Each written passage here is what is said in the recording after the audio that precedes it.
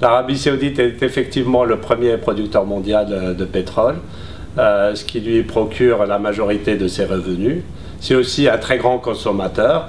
Il consomme le pétrole pour la production d'électricité, pour la clim, pour la climatisation et aussi pour le dessalement de l'eau et les transports. Aujourd'hui, la consommation domestique représente un tiers de la production nationale de pétrole. Et comme l'Arabie Saoudite valorise beaucoup mieux le pétrole à l'export, à l'international, que quand ils le consomment dans le pays, ils veulent réserver donc, le pétrole à l'exportation et donc cherchent une autre source d'énergie, et ce qui leur permettrait aussi de préserver leurs ressources pétrolières plus longtemps.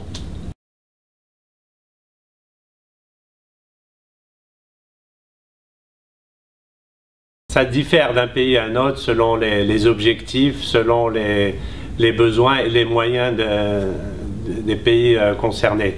En ce qui concerne l'Arabie Saoudite, ils ont une vision de développement d'une industrie complète avec son centre de recherche, ses universités qui forment les ingénieurs, les techniciens, et puis bien sûr des réacteurs pour produire l'électricité.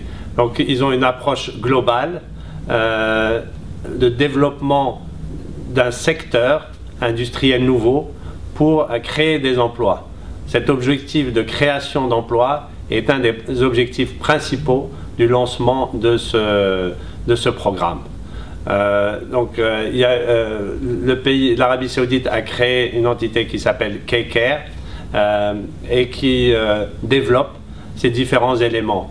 Une autorité de sûreté, un centre de recherche nucléaire et puis des relations avec les universités, les industriels.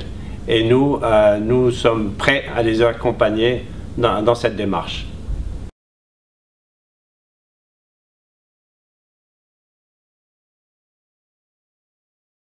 L'offre d'Areva en Arabie Saoudite s'inscrit dans une offre globale équipe de France.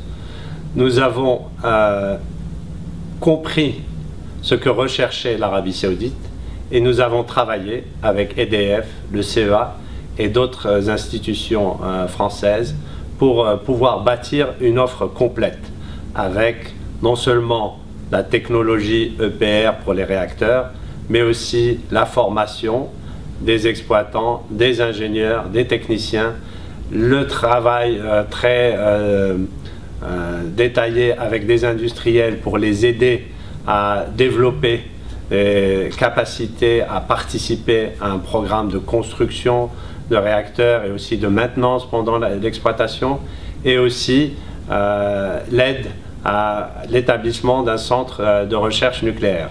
Donc c'est une offre complète. Areva n'est pas seule. Areva apporte la technologie de l'EPR et participe aux autres volets de ce programme complet.